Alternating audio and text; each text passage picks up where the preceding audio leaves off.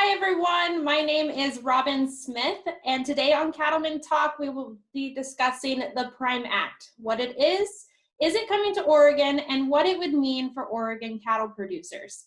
Today we will be talking to Todd Nash. He is the Oregon Cattlemen's Association President-elect, and he is coming to us from Wallowa County.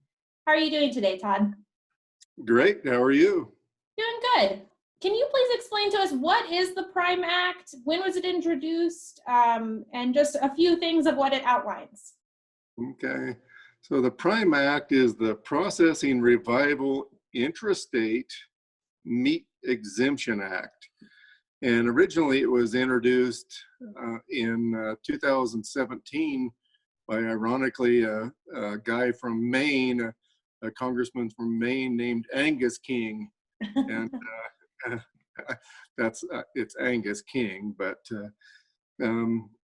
anyway, that apparently failed or was put on the side, and in the 115th Congress, it was brought back again by Senator or Representative Thomas Massey from Kentucky, and that was done last summer.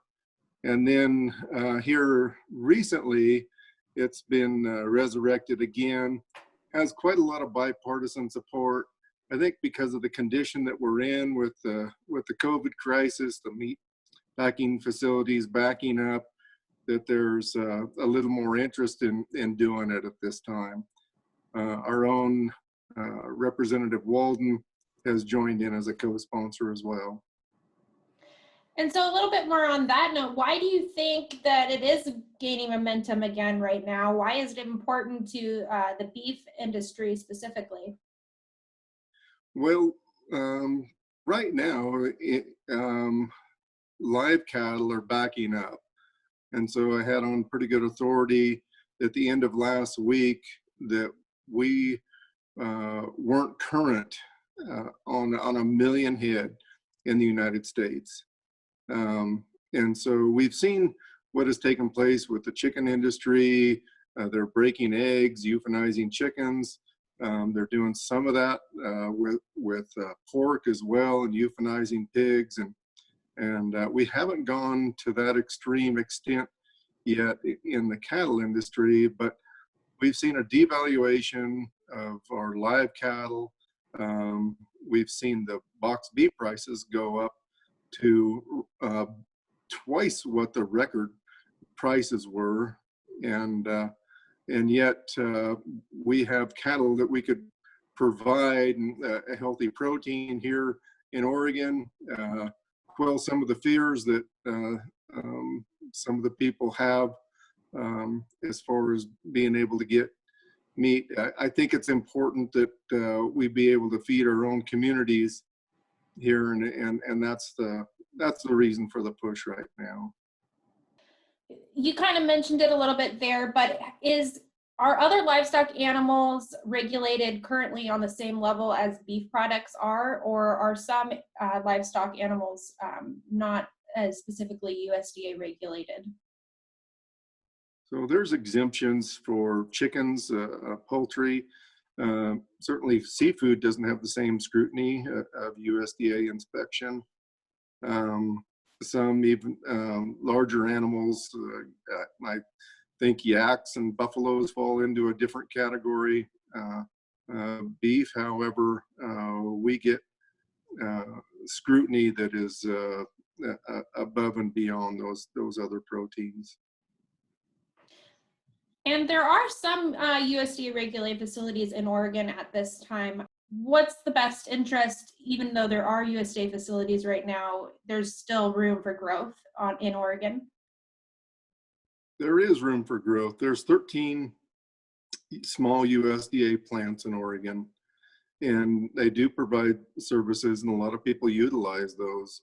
But to become USDA certified, if you're not grandfathered into the program, it's very expensive to get your plant in order to get it up and running first. And then secondly, the burdens that come with with the current USDA system, a lot of times it ends up slowing these small processors down. So there hasn't been a lot of incentive for some of them to become USDA, where they're fairly busy right now just doing custom cut. The thing that I see that would benefit communities is with the custom cut plants, if they were able to be under this act, the restrictions lifted, they be state inspected and be able to sell beef out into their community, people wouldn't have to be looking at buying a half or a whole beef at a time. And right now, the current rules is you have to buy that animal while it's alive. You can't buy it after it's processed. And so it would allow the producer to sell their beef. It would allow that custom slaughter plant to be able to sell a producer's beef. And a lot of people are really interested in traceability of their animal. And they could trace it right back to the very ranch that it came from. I heard you talk about this a little bit on a conference call that we were on earlier this week, but economically, how would this benefit the beef supply chain in Oregon to keep everything in the state? Well, right now, the two major packers that most of our beef gets sent to that is fed in Oregon ends up going to either Toppenish, to the agri-beef plant, or to the Tyson plant in Pasco. And I don't want to be dismissive of those plants. We need to be able to get rid of large volumes of meat, and they do a tremendous job of distributing that and getting it out to the public at large. But we end up exporting some of our income from Oregon to those plants and to a different state. If we could keep more of that here, I think it would only benefit Oregon and benefit in particular our rural communities, and also give opportunity that we haven't necessarily seen to some of our young people wanting to stay in these rural communities.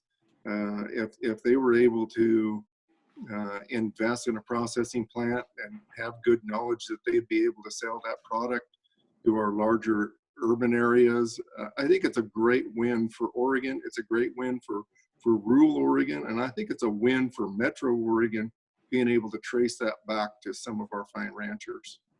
So is there support from the national associations or our national affiliates to pursue the Prime Act on a state level? Well, NCBA came out originally, and I don't know if they've changed their opinion or not. They were against it. They used the safety issue as the reason why they were opposed to it.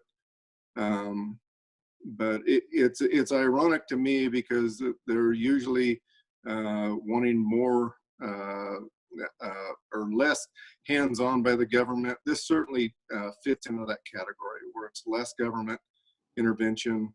And so, no, we haven't seen support from our National Beef Association. Though I will say, the Beef Council here in Oregon has been very active on this subject, and they have written a letter and trying to get some response out of it. And so at that level, certainly, but not the national level yet. Okay. And that kind of brings me to my next topic. Some concerns that I have heard is that would we be able to maintain the same level of food safety and inspection under this type of regulation as what is commonly under USDA regulation? Yeah. Well, in my experience, these small plants do an excellent job. They take a lot of pride in their performance and their packaging. They take a lot of pride in their cleanliness. If we have a state inspection that we can work with ODA to try to come up with some standards, I think that we can be every bit as safe, if not more safe, than the larger plants. Most of us that have lived on ranches have grown up with a freezer full of beef, and it's been commonplace and never a concern. The people that cut and wrap here and do our slaughtering, I have every confidence in them. If we don't have confidence in them at this level, they don't get any business. And so it's not a big concern to me at all.